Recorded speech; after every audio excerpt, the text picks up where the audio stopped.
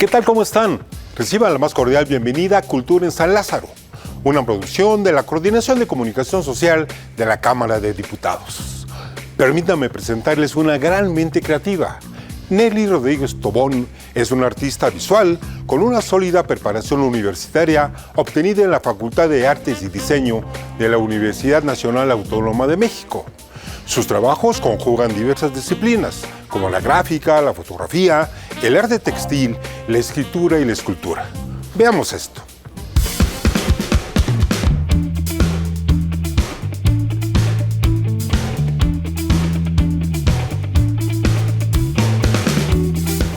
¿Qué tal? Bienvenidos a la sección Mentes Creativas. Hoy traemos una especialista en artes visuales, la maestra Nelly Rodríguez Tobón.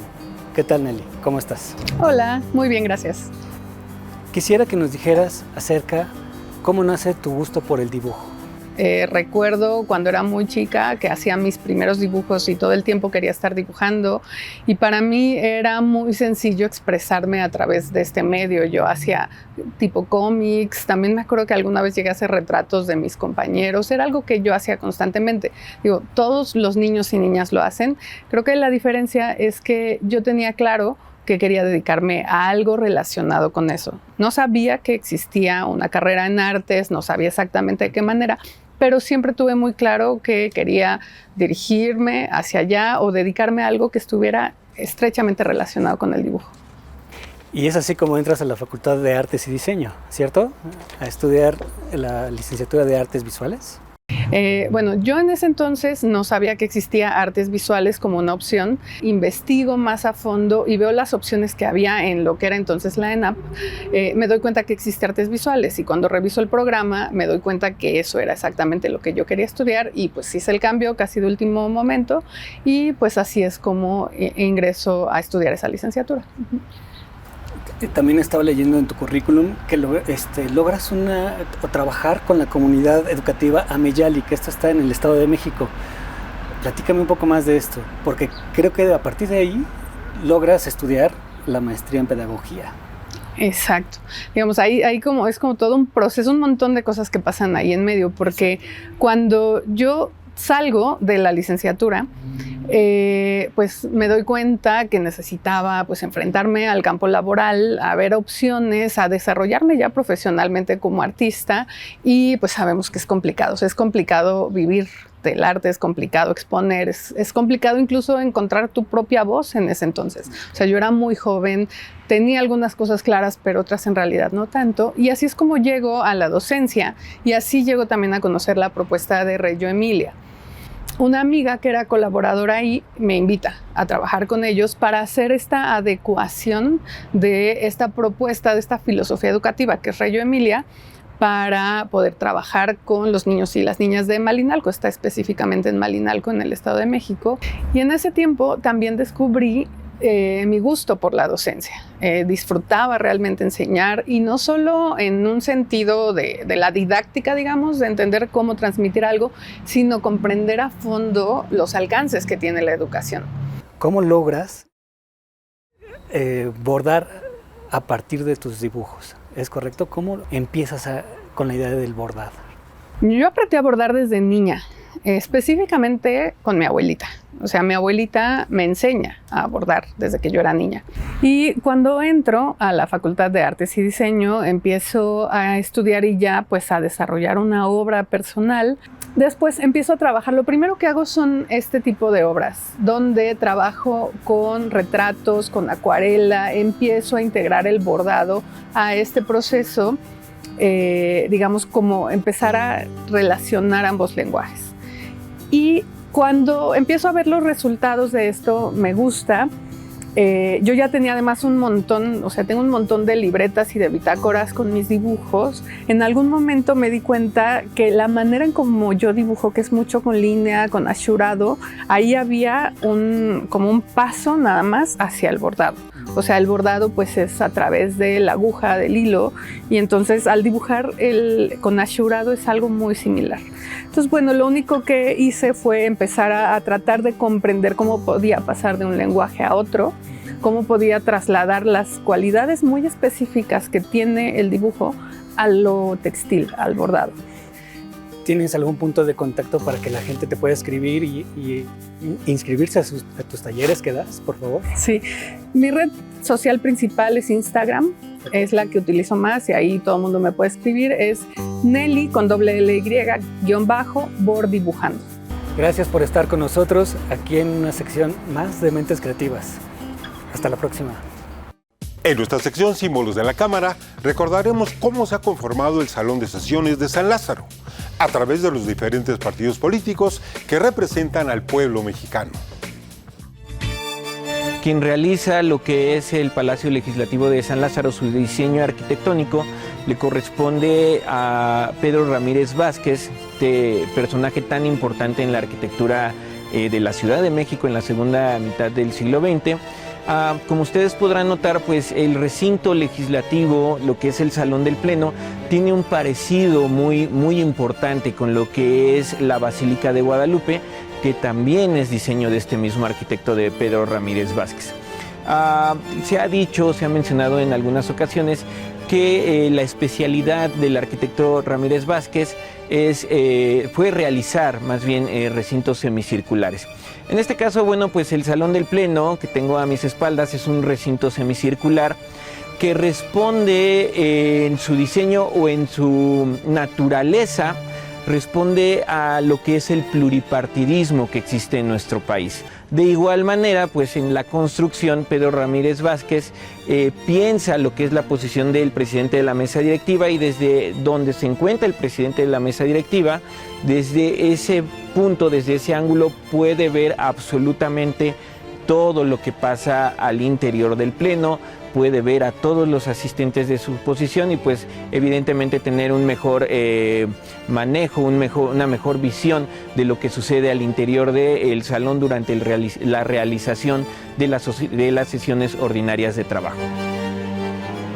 En lo que es el Salón del Pleno, los grupos parlamentarios se van a ubicar en lo que respecta al presidente de la mesa directiva, se van a ubicar hacia la izquierda o hacia la derecha de acuerdo a su ideología política.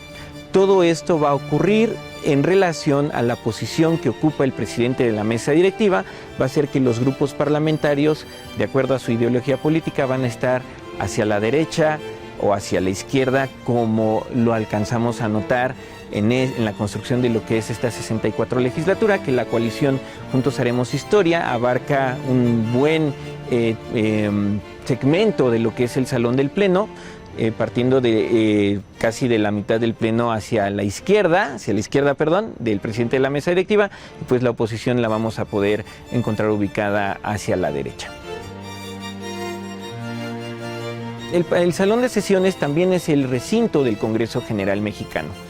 Hay dos fechas importantes en las que los 128 senadores están junto con los 500 diputados al interior de este salón. La primera, quizá la más importante, es cuando viene el cambio en el Poder Ejecutivo Federal, cuando sale el presidente entrante y entra el presidente electo a funciones. Se reúnen los 128 senadores y los 500 diputados en una sesión solemne del Congreso General de los Estados Unidos Mexicanos para recibir lo que es la protesta del presidente entrante, que se le ponga la banda presidencial y que se declare inaugurado su periodo sexenal. En ese momento están juntas las dos cámaras al interior de este salón. Y el otro momento importante es en el inicio de lo que son los periodos ordinarios de sesiones. En México tenemos dos periodos ordinarios, uno que comienza el 1 de septiembre y concluye el 15 de diciembre. Siguiente periodo ordinario comienza el 1 de febrero y concluye el día 30 de abril. Cuando inician los periodos ordinarios, las dos cámaras están juntas en una sesión solemne, se declaran inaugurados los que son los trabajos legislativos del periodo ordinario correspondiente.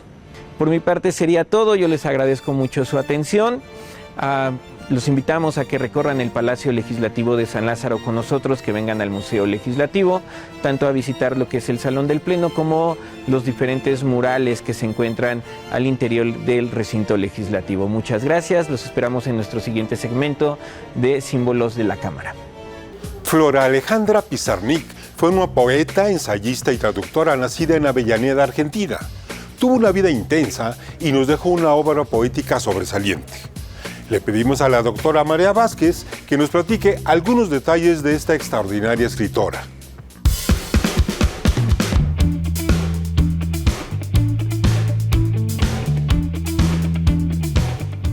Autora de una obra sobresaliente y de gran profundidad, desde poemas breves, cual aforismos, hasta textos de gran extensión, Alejandra Pizarnik es una de las grandes poetas de nuestro continente. Nació en Buenos Aires el 29 de abril de 1936 y publicó su primer libro, La tierra más ajena, cuando tenía 19 años. Muy pronto publicó también La última inocencia y Las aventuras perdidas. De 1960 a 1964, Alejandra Pizarnik se instaló en París y de esa época data su amistad con escritores como Julio Cortázar y Octavio Paz, quien prologó su cuarto poemario titulado El árbol de Diana, publicado en 1962. Después de ese periodo, regresó a Buenos Aires, donde publicó sus libros más reconocidos, que son Los trabajos y las noches, Extracción de la piedra de la locura y El infierno musical. Alejandra Pizarnik falleció por voluntad propia el 25 de septiembre de 1972 en Buenos Aires, legando una obra de gran fuerza y singularidad que exalta, a partir de diversos géneros, los poderes del lenguaje. A 52 años de su fallecimiento, recordamos sus palabras. Sé, de una manera visionaria, que moriré de poesía. Es una sensación que no comprendo perfectamente. Es algo vago, lejano, pero lo sé y lo aseguro. Alejandra Pizarnik, poesía completa. Te recomendamos esta edición que incluye todos los libros de poemas de Alejandra Pizarnik, editados en vida, y también poemas antes inéditos que fueron compilados a partir de sus manuscritos, reunidos por Olga Orozco y Ana Becciu, y que fueran publicados en Buenos Aires en 1982 con el título de Textos de sombra y otros poemas. Alejandra Pizarnik, prosa completa. Con prólogo de Ana Nuño, esta edición presenta los textos en prosa de la poeta ordenados cronológicamente a partir de un volumen publicado originalmente en Argentina y en España. Incluye textos de crítica literaria que aparecieron originalmente en revistas de poca circulación y realza la correspondencia entre la prosa de creación y la prosa ensayística, equidistando siempre con la obra poética de la autora. La Condesa Sangrienta. Este es un libro singular y una cúspide en la obra de Alejandra Pizarnik, quien describió en sus diarios la profunda fascinación por el tema de su texto, que es el caso de la condesa húngara Erzsébet Báthory, quien fue condenada en 1611 por el asesinato de 650 mujeres jóvenes. Este es un libro singular y sorprendente, no solo por el texto, que toma como punto de partida la obra de Valentín Penrose, también lo es por las estremecedoras y hermosas ilustraciones de Santiago Caruso. Alejandra Pizarnik, textos selectos.